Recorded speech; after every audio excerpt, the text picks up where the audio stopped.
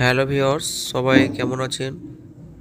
আজকে এটা অনিটা কোম্পানির টিভি। এই টিভিটির দেখুন একটা কিট কিট করে সাউন্ড শোনা যাচ্ছে। তো এই কিট কিট করে সাউন্ড একটু খেয়াল করে শুনুন কানে। তো এই কিট কিট করে যে আওয়াজ, এটা চালু হচ্ছে না টিভি, অথচ এরকম করে যাচ্ছে।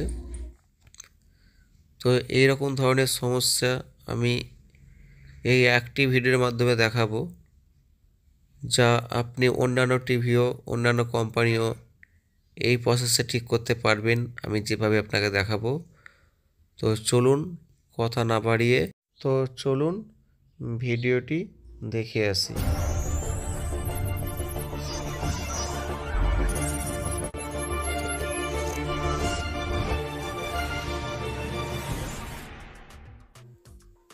তো ভিউয়ার্স, আমরা এন্টার পরে ফিরে এলাম। তো প্রথমে আমরা ক্যাবিনেটটি খুলে নেব এবং ক্যাবিনেটটি খুলে আমরা জিনিসটি দেখব কি সমস্যা। তো তার আগে বলে রাখি, যারা আমার চ্যানেলে নতুন দর্শক তাদেরকে একটি কথাই বলবো, তারা অবশ্যই চ্যানেলটি সাবস্ক্রাইব করে রেখে দেবেন লেটেস্ট ভিডিও পাওয়ার জন্য। আর ভিডিওতে অতি অবশ্যই লাইক করবেন। আর এখানে দেখছেন পাওয়ার সেকশন, এই পাওয়ার সেকশনের সমস্ত কিছু আমরা দেখব, এখানে কোনো কিছু শর্ট হয়ে আছে কিনা। তো ফুল ভিডিও দেখবেন, ভিডিও কেউ স্কিপ করবেন না। তো সমস্ত কেবল যেগুলো আছে সেগুলো সমস্ত কিছু খুলবো এবং খুলে দেখব A to Z।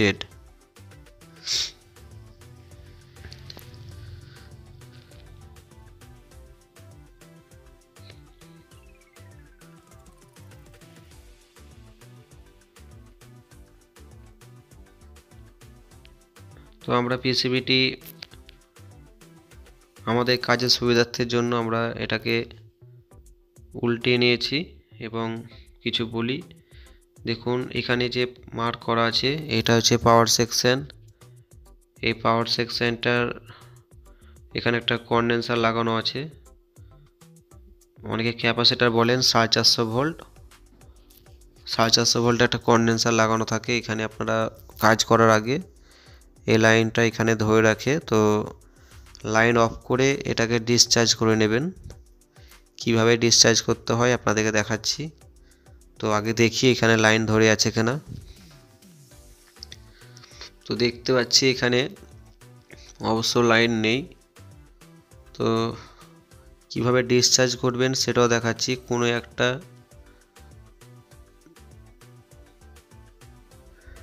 একটা পিন দিয়ে বা স্ক্রু ড্রাইভার দিয়ে আপনারা ওই ক্যাপাসিটারের যে দুটো পিন থাকে ওই পিনে এইভাবে লাগিয়ে 2-3 বার ঠেকিয়ে দেবেন, দেখবেন ডিসচার্জ হয়ে যাবে।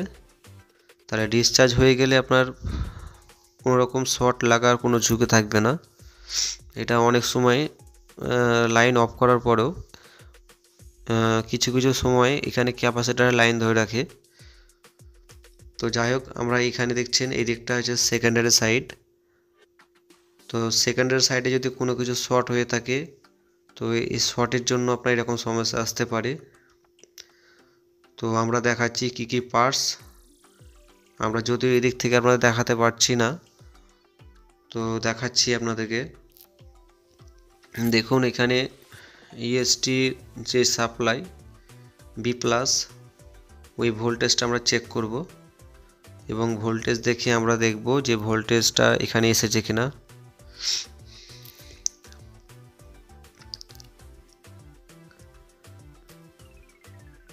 তো পাওয়ার লাইন দিয়ে দিয়েছি। এখন এখানে কিছু ভোল্টেজ থাকার কথা, তো দেখতে পাচ্ছি কোনো ভোল্টেজ দেখাচ্ছে না।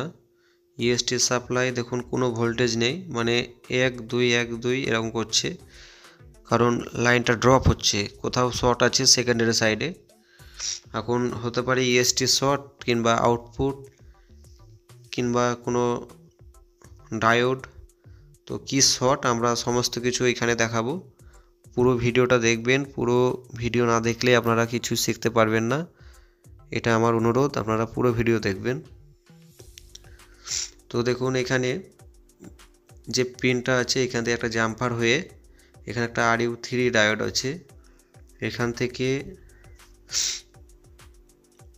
থেকে এভাবে এসে এই B+ পিনে আপনার EST সাপ্লাই যায়। তো এক এক সার্কিটে এক এক রকম, যেহেতু এটা আপনার ওয়ানেডা টিভি, এই সার্কিটে আপনার এরকম সিস্টেম আছে। আর এখানে দেখছেন আউটপুট, এই আউটপুটটা শর্ট থাকলেও এরকম সমস্যা হয়। তো আমরা এগুলো সমস্ত কিছু বোর্ডে লাগাকালীন চেক করা যাবে না। তো দেখুন এখানে দেখতে পাচ্ছেন এখানে 1803 একটা ট্রানজিস্টর আছে। এই ট্রানজিস্টরটি যদি শর্ট হয়ে যায় সেই ক্ষেত্রে এরকম সমস্যা হতে পারে ড্রপ। তাহলে ড্রপ কোত্থেকে হচ্ছে ভোল্টেজ, আমাদেরকে এটা যাচাই করার জন্য কিছু কিছু কম্পোনেন্ট আমাদেরকে যে পার্টসগুলো থাকে সেই EST সাপ্লাইকে আমাকে রিমুভ করে রাখতে হবে, মানে ওপেন করে রাখতে হবে।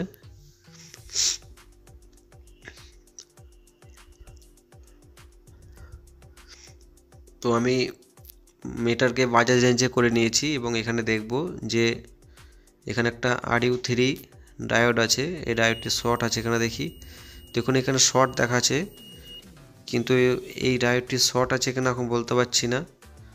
আর এখানে দেখুন যে ট্রানজিস্টরটির কথা বললাম, এই যে দুটো পিন আছে এখানে আপনার এমনিতেই একটা সাউন্ড দিবে, কারণ এই দিকটা কোনো সমস্যা নয়। এটা আপনার ড্রাইভারের সঙ্গে এই করা থাকে, যে ড্রাইভার ট্রান্সফর্মার থাকে। তো দেখুন এখানে যে জিনিসটা দেখাচ্ছে সেটা কোনো শর্ট নয়, তবেও আমরা ভালোভাবে দেখাচ্ছি আপনাদেরকে। তো আগে আমরা এদিকে দেখাচ্ছি, আপনাদেরকে একটু খেয়াল করুন। এই যে এখানে আছে এই ডায়োডটা আর এই ট্রানজিস্টরটা আমরা ওপেন করব, মানে পিসিবি থেকে খুলে রাখবো না, দু একটা পিনকে ওপেন করব। ওপেন করে আমরা চেক করব। তো এটা আমি আয়রন বা সাকারের সাহায্যে রিমুভ করে নিয়েছি। দেখুন ওপেন করেছি, কোনো পিনের সাথে কোনো টাচ হয়ে নাই। তো এইভাবে আপনারা করবেন। আর এইখানে দেখুন একটা ডায়োড আছে RU3, এটাকেও ওপেন করেছি। দেখুন দেখাচ্ছি, দেখুন বুঝতে পারছেন, এরকম করে ওপেন করে আপনারা চেক করবেন। তো আমি সেই বাজাজ রেঞ্জে করে রেখেছি এবং দেখব এখন এখানে শর্ট আছে কিনা, তাহলেই বুঝে যাব যে কোথা থেকে শর্টটি আসছে। তো প্রথমে আমি এখানে চেক করছি ডায়োড, এই ডায়োড চেক করছি। দেখুন এখানে কোনো শর্ট আছে কিনা দেখি। দেখুন এখানে কোনো রকম শর্ট দেখাচ্ছে না, কারণ এখানে আমি যে একটা ট্রানজিস্টর ছিল সেটাকে ওপেন করেছি। তো এখানে শর্ট আছে কিনা সেটা আগে দেখছি। দেখুন এখানে এইভাবে চেক করবেন। দেখুন এখানে এইভাবে দেখছি শর্ট দেখাচ্ছে, মানে আপনার এইখানে এই ট্রানজিস্টরটি শর্ট আছে। তো এই জন্য আমরা যে আপনার RU3 যে ডায়োড ছিল সেই ডায়োডটাকে আমরা আবার চেক করব উপর থেকে। তো দেখব শর্ট আছে কিনা। দেখুন এখানে ঠিক 411 ভ্যালু দেখাচ্ছে। শর্ট থাকলে আপনার একটা ডিপ সাউন্ড দিত, তো যেহেতু 400-র উপরে ভ্যালু দেখাচ্ছে মানে ডায়োডটি ভালো আছে, তাই সেই জন্য আমি এটাকে আবার পুনরায় লাগিয়ে দেব। তাহলে আমরা এখানে বুঝতে পারলাম যে এই ডায়োডটি ঠিক আছে। ফল্ট হচ্ছে আপনার এই জায়গায় ফল্ট। এইখানে যে আউটপুট ট্রানজিস্টরটি আছে এই ট্রানজিস্টরটি শর্ট আছে, তাই এটাকে আমরা খুলে একবার চেক করব।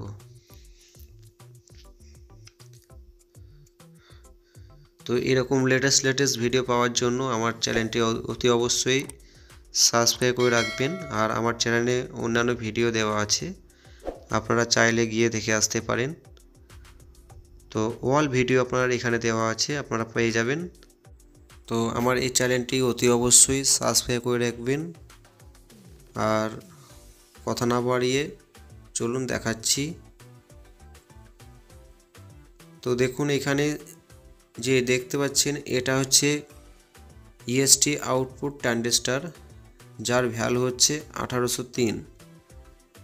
তো এমনিতে উপরে কিছু বোঝা যায় না, তো আমরা ওখানে যখন চেক করলাম পিসিবিতে তখন কিন্তু ওখানে শর্ট দেখাচ্ছিল।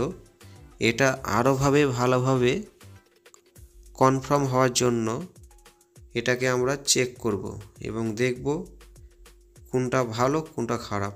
আমি দুটো ট্রানজিস্টর এখানে রেখেছি। এটা আপনাদেরকে যারা নতুন, যারা এখনও কাজ এ সম্বন্ধে শিখেননি তাদেরকে দেখাচ্ছি কিভাবে চেক করতে হয়। দেখুন এইভাবে দেখাচ্ছি, দেখুন এখানে শর্ট দেখাচ্ছে, একটা রিডিং শো হচ্ছে,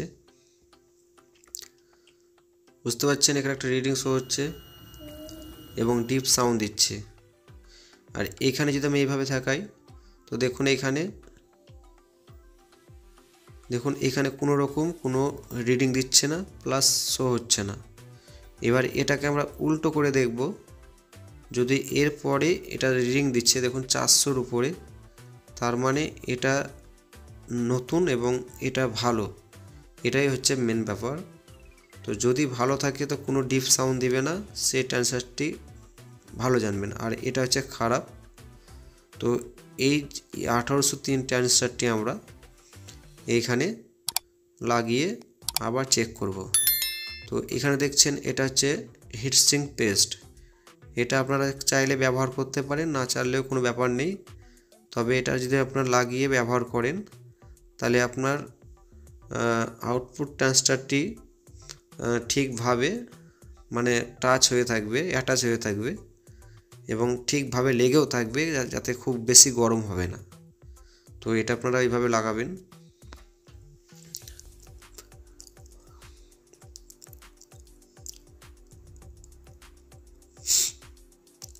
তো দেখুন আমি আউটপুট ট্রানজিস্টরটি এভাবে লাগিয়ে নিয়েছি। এটা আর কিছু বলার নেই, এটা আপনারাও পারবেন।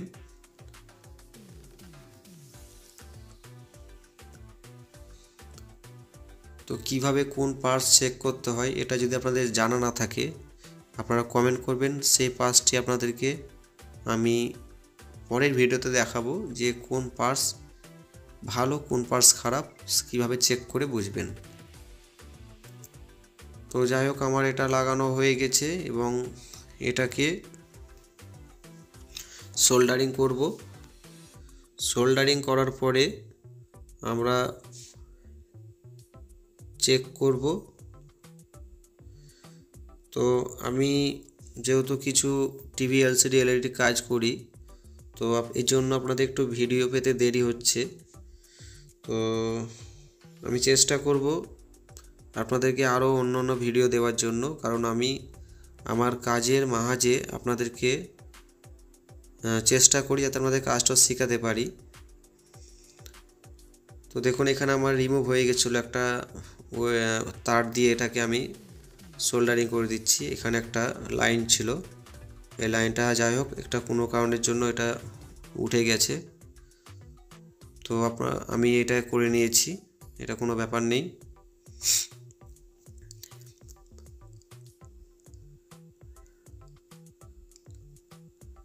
তো আমরা একবার সিরিজ লাইন দিয়ে একবার দেখব প্রবলেমটি সলভ হয়েছে কিনা।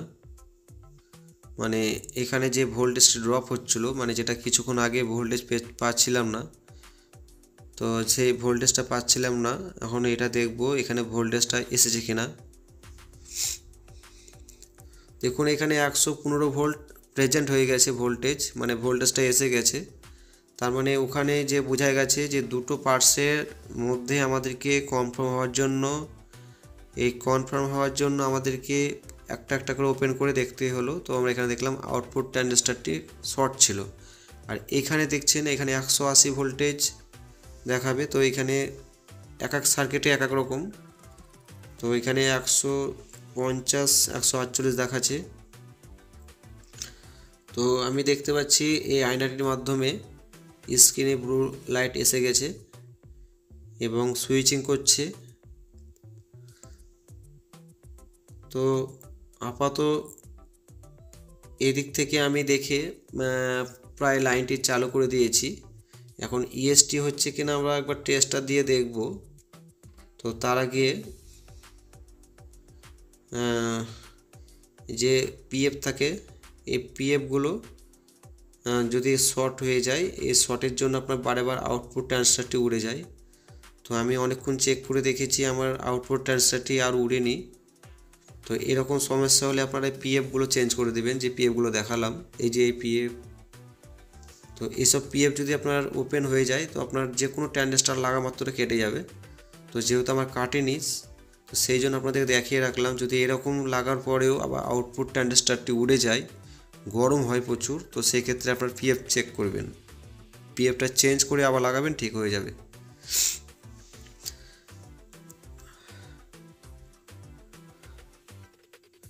তো আমরা টিভিটি এবার লাইন দিয়েছি এবং দেখতে পাচ্ছি আমার টিভির স্ক্রিনে ভিডিও এসে গেছে এবং সাউন্ডও চলে এসেছে।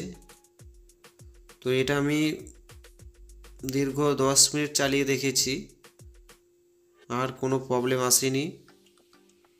তো ভিডিওটি কেমন লাগলো? ভিডিওটি ভালো লেগে থাকলে অতি অবশ্যই একটা লাইক করবেন। তো দেখা হচ্ছে পরের ভিডিওতে। Thanks for watching. সবাই ভালো থাকবেন, ধন্যবাদ।